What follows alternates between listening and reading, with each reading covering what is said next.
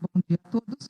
Hoje estamos aqui com o nosso candidato a prefeito e o nosso vice-presidente Hélio Borges, representando a diretoria da Ciar e os nossos associados, juntamente com o nosso candidato a prefeito, Jefferson Peccori. Seja muito bem-vindo.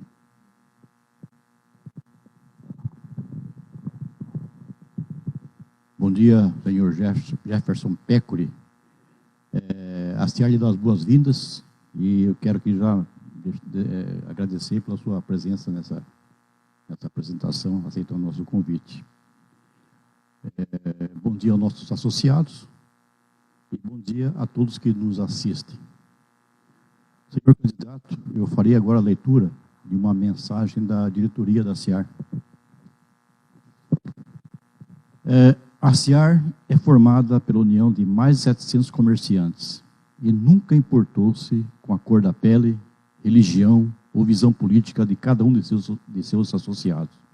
Pois seu único objetivo é representar e defender os interesses da classe que representa, sempre trabalhando em parceria com quaisquer que sejam os veios políticos dos poderes constituídos, objetivando sempre o desenvolvimento do Vale do Ribeira e da nossa registro, e da classe empresarial que essa associação representa.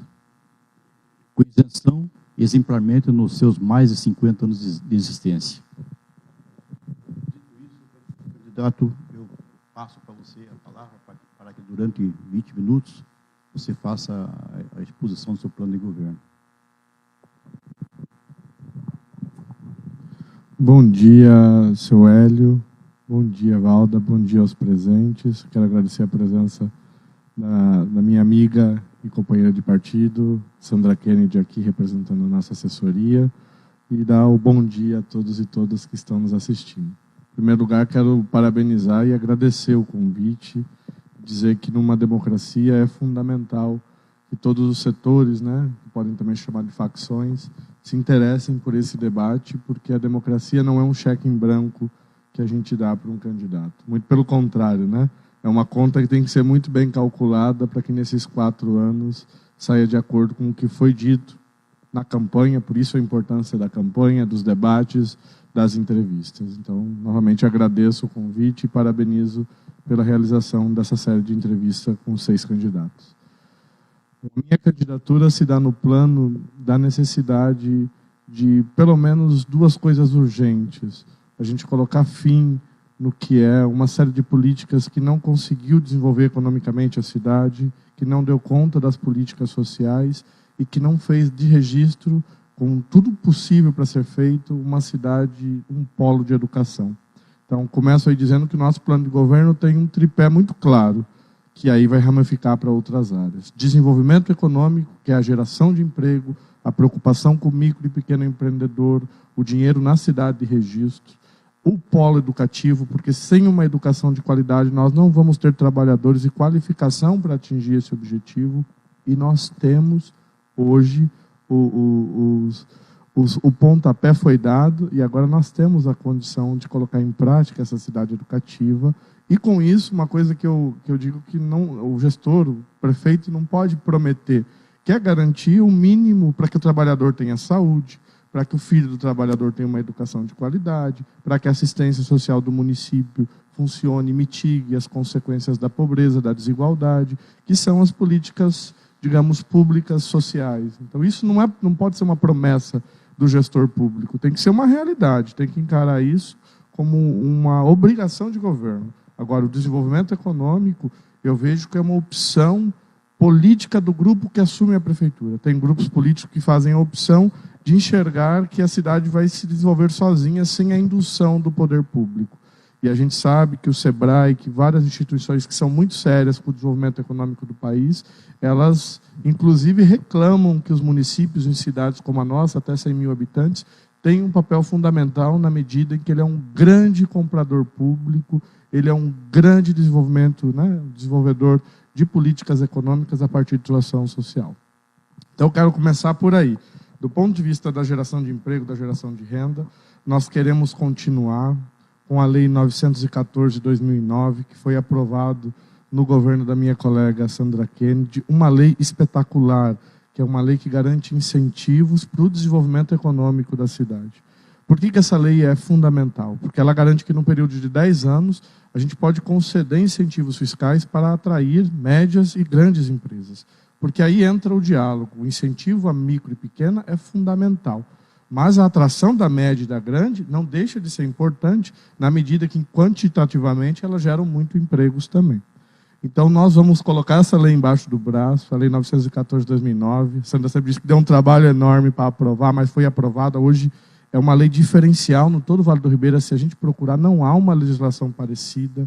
Garante 5% de vagas para jovens entre 16 e 24 anos. A gente sabe que aumentou recentemente o número de jovens que nem estuda e nem trabalha, a geração nem. E também as pessoas acima de 45 anos que têm uma dificuldade enorme na reinserção do mercado de trabalho. Se a gente observar este momento da nossa economia, né, a crise do coronavírus, a necessidade do lockdown e as consequências que isso trouxe para a economia, é fundamental a gente conseguir atrair. E por que eu acho que isso é possível? Não só porque a gente conseguiu trazer já o Boticário para cá, mas porque as empresas cada vez mais têm percebido a dificuldade de ficar nos grandes centros urbanos, tanto pelo preço, né, do transporte, pela questão da segurança, pelo preço da terra, a construção dos armazéns, mas também porque no Vale do Ribeira nós, nos últimos 15 anos, conseguimos, né, duplicar a ponte, conseguimos duplicar a BR, conseguimos uma série de sinergias econômicas que são muito atrativas. A nossa proximidade com Curitiba, com Sorocaba, com o ABC Paulista e com a própria São Paulo, nos permite aí que a gente possa entrar, e aí depende do gestor municipal, numa economia que a gente chama de economia do escopo, né, que é aquela que você está próximo das áreas de desenvolvimento econômico. Então, este é um sonho que a gente vai tentar realizar. No final do nosso governo com a Sandra, a gente quase trouxe o centro de distribuição da Magazine Luiza, que iam gerar 700 empregos diretos no nosso município. Não sei por quais razões o prefeito que seguiu a gestão não conseguiu trazê-la, mas o fato é que não conseguiu, e seria muito importante, porque segundo os dados do IBGE, olha que curioso, né? Se a gente conseguisse ter trazido a Magazine, nós iríamos gerar ao redor, né, aproximadamente 700 empregos. Segundo o dado do IBGE de janeiro de 2013 até dezembro de 2019, portanto, seu Hélio, eu não estou falando nem da crise econômica, estou falando ali do final de 2019, foram perdidos, a cidade de Registro perdeu 700 empregos. Então, é muita coisa para uma cidade de pouco mais de 55 mil habitantes. E se você pegar o Vale do Ribeira, o saldo é positivo. O saldo do Vale do Ribeira é positivo, apesar de Registro puxar para baixo, com 700 vagas de emprego perdidas nesses últimos 8 anos.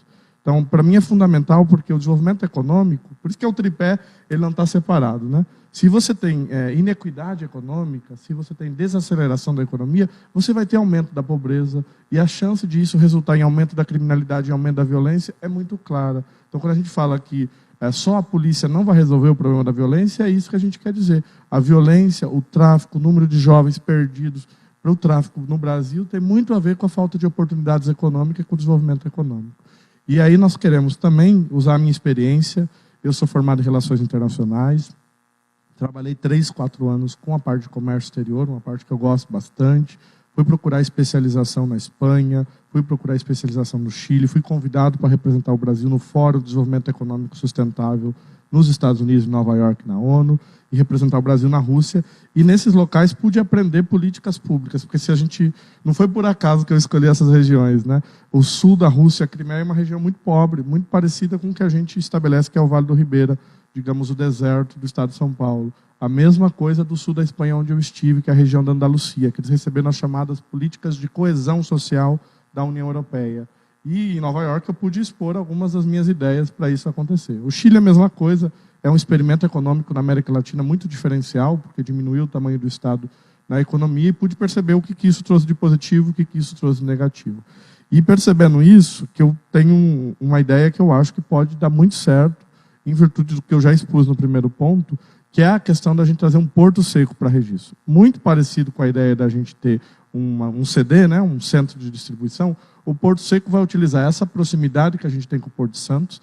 A característica principal do Porto Santos, que é não tem espaço para containers mais no Porto Santos. Então, para você deixar um container lá por 3 dias, você paga, às vezes, se é um container de frango que é refrigerado, 15 mil reais. Se você consegue trazer esse container para cá e diminuir que seja em 40% o preço, isso se torna muito mais competitivo para o exportador deixar o container aqui, uma área como a Expo Vale hoje, né? Que o meu objetivo é que a gente retorne isso para a prefeitura, porque há indícios muito grandes de corrupção na venda da Expo Vale, retorne isso para a prefeitura e a prefeitura trabalha ali com a ideia de fazer grandes galpões, grandes armazéns, para conseguir desenvolver a partir da lei que pode trazer para a gente o Porto Seco, um grande centro de desenvolvimento de emprego e renda. Imaginem os restaurantes, os serviços, os hotéis, as borracharias, quanto serviço econômico ia ser induzido com a vinda de um Porto Seco. Este é um sonho, então, trazer empresas de curto prazo, um Porto Seco curto a médio prazo, e um outro sonho que é fazer em registro uma ZPE, que é uma zona de processamento para exportação. Para facilitar, seria como a Zona Franca de Manaus em registro. Isso vai levar um pouco mais de tempo, então estou sendo razoável, uma promessa de médio a longo prazo. E isso não me preocupa, porque eu acho que o prefeito não tem que pensar em fazer tudo no seu mandato. O prefeito não é o dono da cidade, ele recebe a responsabilidade de ser um indutor da cidade, de cuidar das políticas sociais e desenvolver a cidade durante 4 anos. Mas os projetos devem ser, inclusive, para mais de 4 anos. Isso é uma coisa que pode desenvolver muito a nossa cidade. São apenas dezenas dessas em todo o Brasil. Nós temos as condições propícias para isso, né? Que é uma área próxima ao porto de exportação, próximas às grandes áreas de insumos, como São Paulo, e eu acredito colocar esse projeto embaixo do braço e ir atrás dos recursos. Mas o senhor ainda pode me perguntar, como é que você vai fazer no dia 1º de janeiro para gerar emprego, Jefferson? E nós estamos convencidos, nós fizemos mais de 20 reuniões, nosso plano de governo foi aberto, participativo e democrático. A ideia da gente usar os gastos públicos da prefeitura para colocar a nossa economia municipal em desenvolvimento. Atualmente são 5 milhões de reais que a prefeitura investe em compras públicas e a grande maioria dela fora do município de Registro.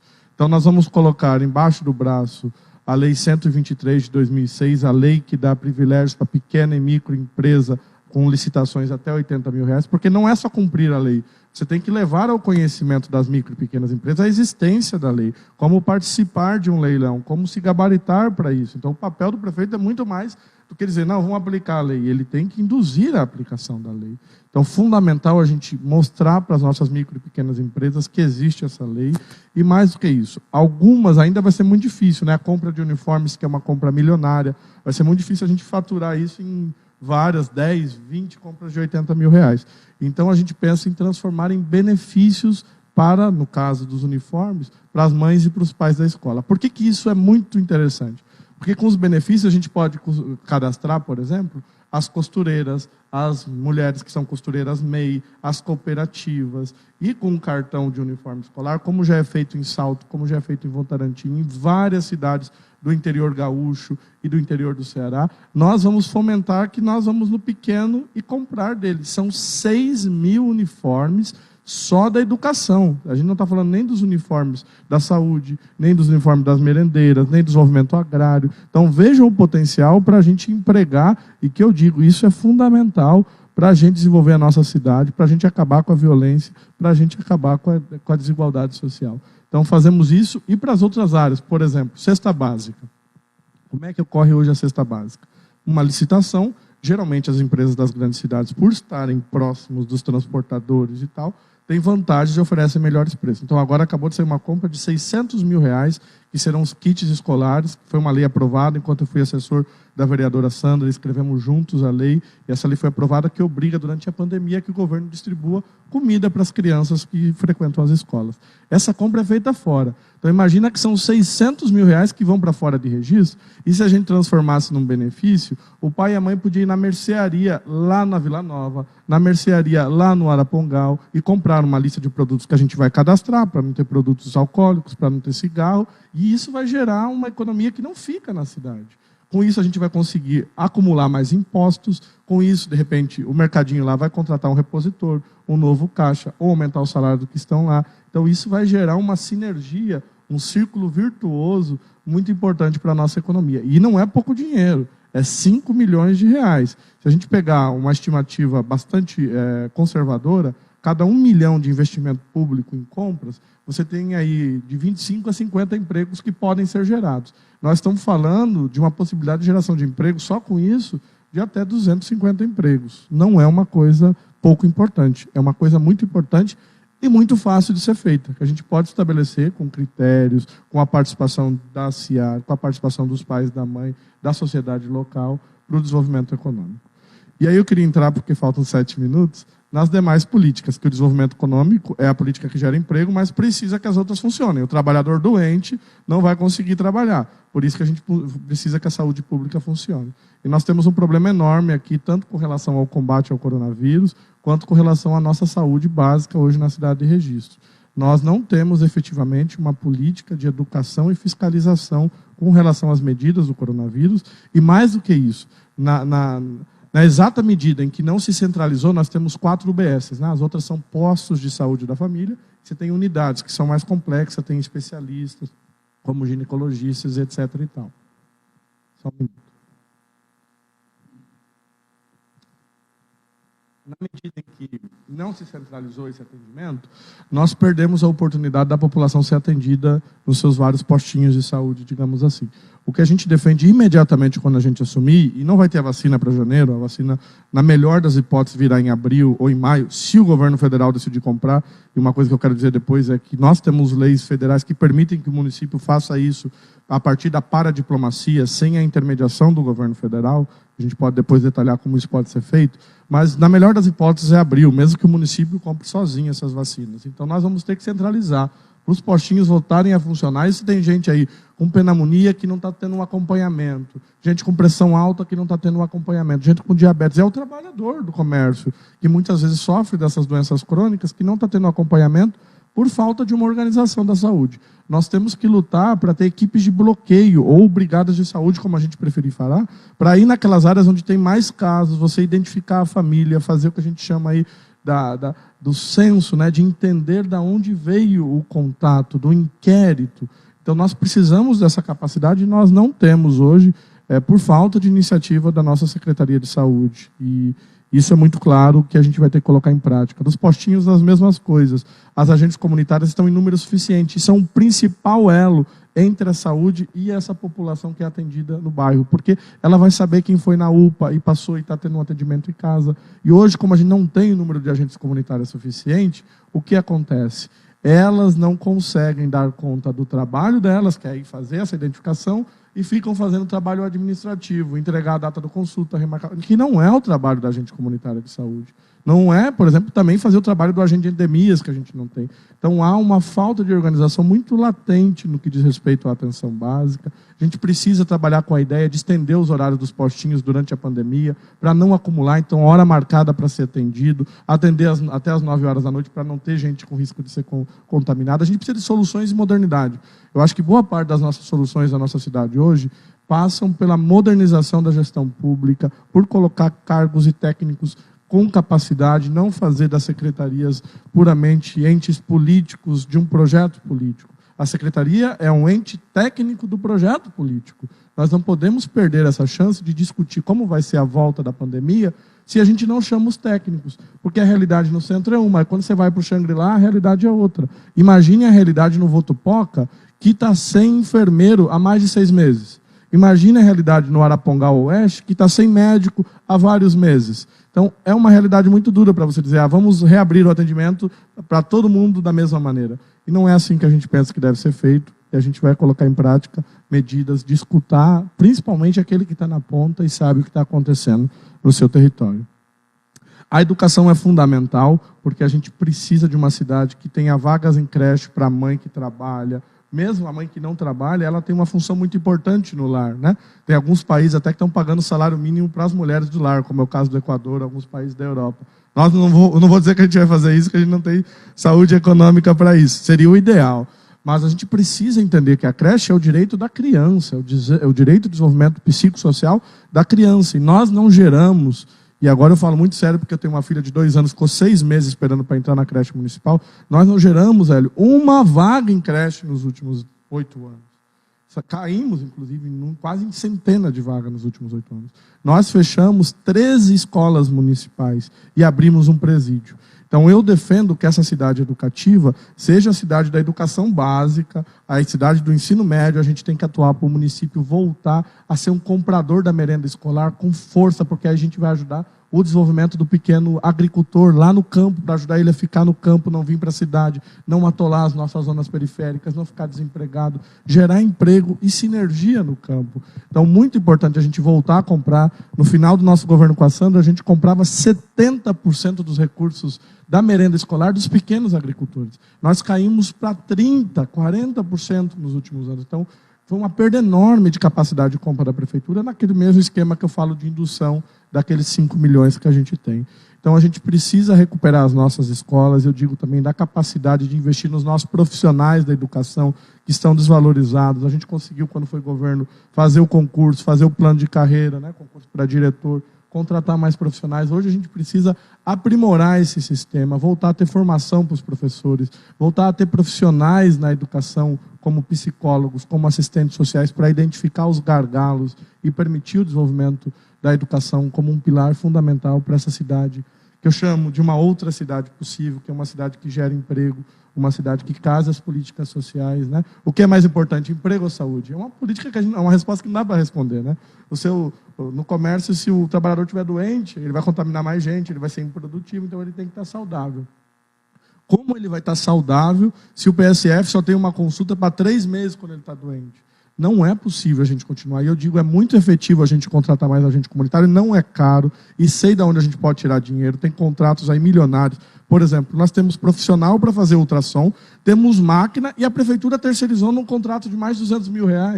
O conserto de carros, tem uma ambulância na cidade, mas a gente gasta mais de R$300 mil concentrados em uma oficina todo o tempo. Então, a gente tem de onde tirar. Outro exemplo, ali na UPA, está lá um container para atender, é R$600 mil, só tem um enfermeiro que é da própria UPA e um médico. Então tem muito lugar de onde a gente pode tirar recursos para promover o desenvolvimento econômico, e eu acho que se a gente conseguir colocar aquela ideia dos 5 milhões, nós vamos conseguir também gerar impostos para a prefeitura ter capacidade de investimento. Eu agradeço muito o tema e o tempo de apresentação. Ok, candidato. Bom, as regras, né, dessa apresentação, que foram aprovadas pelos assessores de cada candidato, não prevêem que me manifeste sobre a apresentação. Então, passaremos já às perguntas, né, que foram enviadas pelos nossos associados e selecionadas pela diretoria da CIAR. Primeira pergunta. Na hipótese de você ser eleito, estará assumindo a prefeitura em um momento de crise, que mexe com o bolso das famílias e, consequentemente, interfere na arrecadação das prefeituras, pois as pessoas compram menos, consomem menos e pagam menos impostos. Como pretende compor as contas para cobrir os gastos e obrigações da prefeitura e ainda fazer investimentos? Qual a sua proposta inovadora para registro? Obrigado pela pergunta, seu Hélio. Essa pergunta me dá mais oportunidade de falar. São 3 minutos? 2 minutos. Então, nós precisamos recuperar a capacidade da prefeitura ser a grande compradora do município. São 5 milhões de reais, como eu disse, durante o plano de governo, que a gente pode investir na cidade imediatamente e gerar uma quantidade de empregos que vai, inclusive, começar a dialogar com os empregos que a gente perdeu entre 2013 e 2019. Mais importante do que isso é a gente casar a indução econômica com o cuidado ao trabalhador que está desempregado e vai ser empregado com o nosso programa de desenvolvimento econômico. Então, nós queremos, com isso, dizer que a gente vai ter investimento garantido, não vamos esperar cair do céu o dinheiro, ou cair de Brasília, ou cair de São Paulo capital. Nós temos esse dinheiro no bolso, são 5 milhões de reais que a prefeitura tem que tomar coragem e investir no próprio município para gerar emprego, para fomentar. 60% dos empregos no Brasil estão na micro e pequena empresa. Então, não adianta a gente sonhar, é claro que eu quero trazer uma grande empresa, porque vai gerar 400, 500 empregos diretos. Mas o emprego que garante a sobrevivência da maior parte da população é o emprego da micro e pequena, e eles estão quebrando. Nós precisamos correr atrás, com parcerias, seja com bancos estatais, seja com bancos privados. A prefeitura pode fazer esse papel para ajudar aquela pequena e média empresa que está quebrando. Então, ao mesmo tempo que a gente vai fomentar esse investimento de 5 milhões, a gente vai garantir aí, investindo aqui, que o imposto fique aqui. Isso vai atenuar a nossa queda de arrecadação já prevista para os próximos anos. Ao mesmo tempo, se a gente olhar os índices do Fundeb, os índices das transferências para a saúde, não há queda acentuada de transferências da União, e a gente sabe que boa parte desses recursos vem da União. Então, nós precisamos utilizar, como eu disse, no caso da saúde, com mais responsabilidade. Cada contrato terceirizado, a gente precisa ter uma responsabilidade enorme, que é uma chance de induzir as empresas privadas, mas, ao mesmo tempo, pode ser uma grande chance de escoar aí parte do dinheiro público. Investimento público, cuidado com os contratos terceirizados e procurar aí investimentos no Porto Seco, empresas centro de distribuição, é o meu objetivo de investimento para gerar emprego e renda e registro. Segunda pergunta. Qual é a sua proposta de saúde para registro e quais os planos para manter o sistema e conter a pandemia do novo coronavírus controlada no município até a chegada da vacina? Quais serão as primeiras ou principais ações nesse sentido? Considerando o sacrifício e a dificuldade dos munícipes em relação a um plano de saúde privado, em que os mesmos dependem de atendimento do SUS, quais as melhorias pretende realizar para que seja agilizado o atendimento, o agendamento e a realização de consultas? Primeiro, falar em saúde me dá a oportunidade de falar que a saúde não atua sozinho. Por exemplo, para ir no hospital, para ir no postinho de saúde, você precisa de transporte. Nós temos hoje uma dificuldade enorme com o transporte. A empresa não está cumprindo os termos do contrato assinado em 2017 e muitas consultas são perdidas. Então, você imagina, a gente espera um tempão para a consulta, não tem transporte para ir na consulta, não tem ambulância para gerar a gente. A mesma coisa do esporte, né? Quanto mais a gente fomentar esporte nas crianças, menor a chance de ter diabetes, de ter pressão alta, que são as doenças crônicas. A gente precisa começar por aí, entender que a saúde não trabalha sozinha. A saúde está altamente conectada com o lazer, com o direito ao transporte, com o direito ao esporte, com o direito à cultura. E nós queremos fazer essa cidade. E aí o reflexo a gente vai ver na saúde. E como eu disse, a saúde passa no plano do coronavírus, centralizar os atendimentos para desafogar os postinhos, aumentar a educação, ensinar as pessoas como se protegerem, fazer a fiscalização devida e garantir aí que a gente tenha uma equipe robusta nos postinhos de saúde. Como eu disse, boa parte dos nossos territórios, principalmente as zonas rurais, estão sem o agente comunitário, que é a principal peça para a gente evitar que o postinho fique lotado. Este é o item que falta hoje na saúde, que a gente chama da reteritorialização, né, de redistribuir os postinhos segundo os bairros. E muitos bairros não têm agente comunitário para fazer o seu trabalho. Então, aquela pessoa que poderia estar sendo, né, acompanhada em casa, vai para o postinho querer ser atendida. E aí aumenta a fila de espera para o postinho e aquela pessoa que tem uma doença menos grave, que precisa ser atendida, não vai ser atendida. Outra coisa é que a UPA não foi, na nossa concepção, criada para ser emergência e urgência. Ela é para ser emergência, não é para ser que a pessoa que está com uma fratura exposta e precisa de uma operação. Não tem centro cirúrgico na UPA, então ela tem que ir para o São João.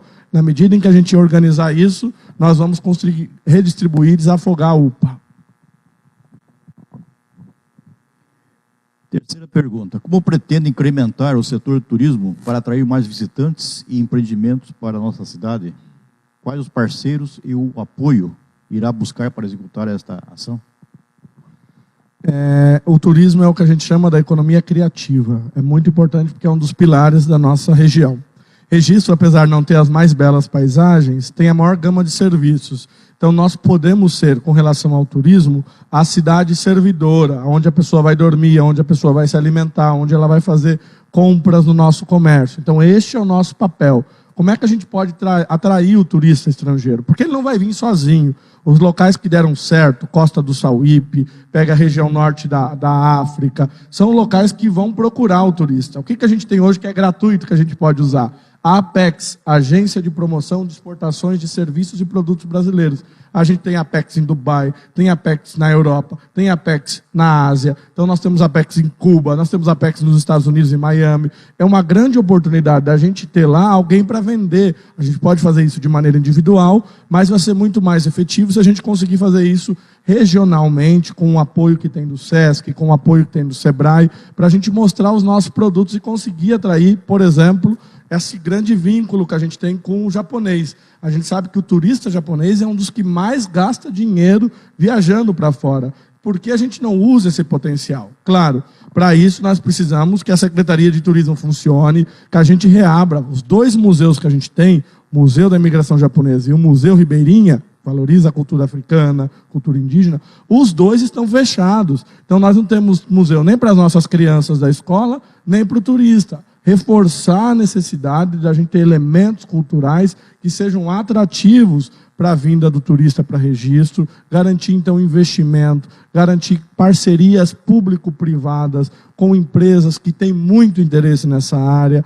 e chamar o setor de comércio e mostrar o quanto isso vai gerar desenvolvimento econômico para a nossa cidade, não vai poluir o meio ambiente e vai garantir que registro, e eu, e minha filha e todo mundo, possa ter a chance de ficar aqui com orgulho, uma cidade que gera emprego, gera renda e dá qualidade de vida. Quarta pergunta, em relação à mobilidade urbana, existe a polêmica em torno dos valores das passagens, horário reduzido, qualidade e higiene do transporte público. Qual o seu projeto para esse setor? Quais os parceiros e o apoio irá buscar para executar essa ação? O transporte público é um dos temas mais polêmicos, que é onde a população vê mais dificuldade. Então, antes de tudo e de mais nada, fiscalizar o contrato. A prefeitura tem fracassado na fiscalização dos termos do contrato. O grande problema do contrato de transporte coletivo, que é um contrato muito longo. Então, eu não posso prometer aqui que vou fazer grandes ajustes, porque o contrato já está assinado. O que eu posso prometer é que se a prefeitura não estiver e não está fazendo a fiscalização e a empresa não está cumprindo, nós vamos entrar na justiça para que seja garantido o direito ao transporte, principalmente aí para os bairros mais periféricos. Os ônibus não passam pela UPA. Então, um trabalhador que está doente e não tem transporte individual, e ele mora, por exemplo, no nosso teto, o ônibus vai deixar ele aqui perto do prédio, e ele vai ter que ir lá, seja que ele esteja com cálculo renal, uma dor aí na barriga, vai ter que andar quase 1 quilômetro para chegar na UPA. Que condições ele vai andar para isso? Então, nós precisamos com urgência, nós precisamos de um transporte coletivo que garanta a gratuidade para quem esteja desempregado. A pessoa está desempregada, ela vai gastar quase R$10 para vir na cidade deixar o currículo. Se ela vir 4 vezes por semana, ela vai gastar R$40. Ela vai deixar de comer arroz, de comprar carne, para vir na cidade entregar currículo. A gente precisa colocar isso no contrato, garantir gratuidade para quem está desempregado, garantir que os jovens, no final de semana, tenham direito à cidade, porque o jovem pobre das periferias não consegue vir no SESC. O SESC, que é uma grande coisa que a gente conseguiu trazer com a Sandra para cá, ele não consegue se deslocar, ter acesso ao teatro, ter acesso à televisão. E aí ele fica com acesso ao quê? Fica com acesso ao traficante do bairro dele, que vai pagar uma grana para ele ajudar. Então nós temos que entender que a nossa falta de ação significa a ação daqueles tipos de governo paralelos, né? Porque hoje a criminalidade é uma facção, é quase um governo paralelo.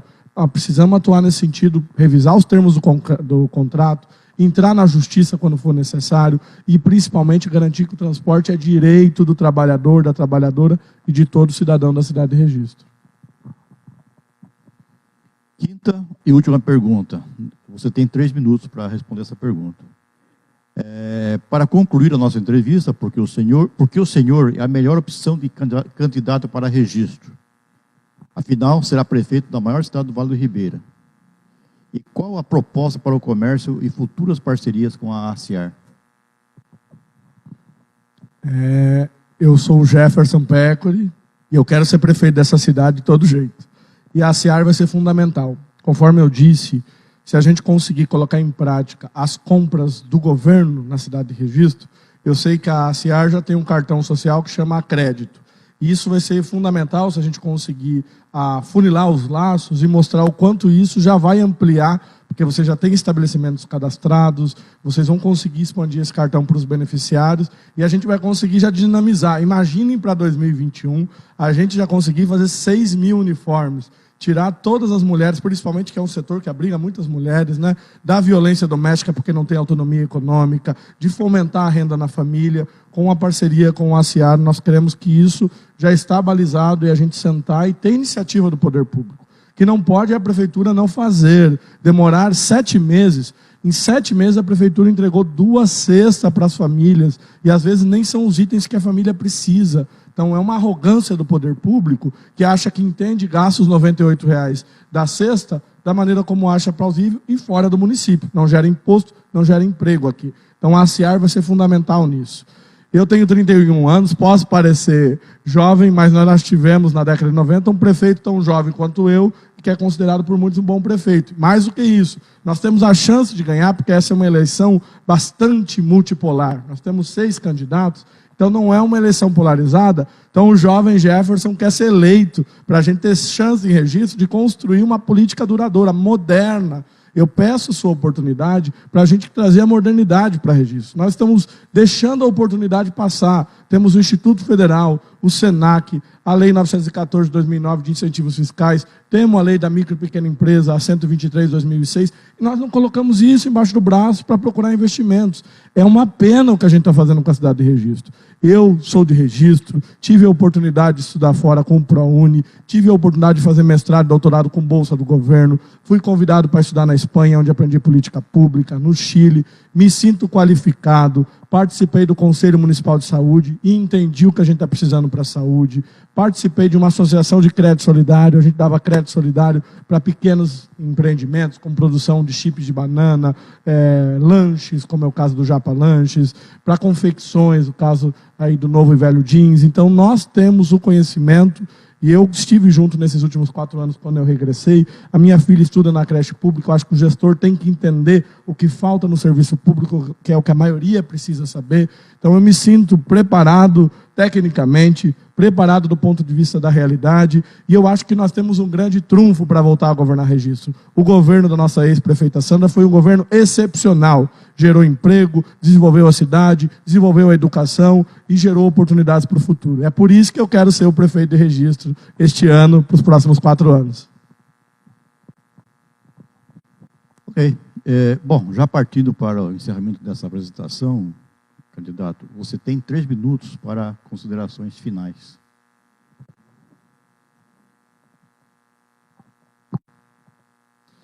Eu creio que é fundamental, e nós estamos numa daquelas encruzilhadas históricas no nosso município.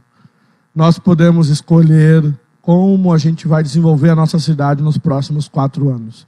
Se a gente vai continuar deixando a inação, a falta de propostas, pois não estou escutando de nenhum, e todos os candidatos assinaram com o SEBRAE o termo dizendo que o município vai fazer compras públicas. E não estou vendo nos debates esse termo sendo colocado em prática, a não ser por nós.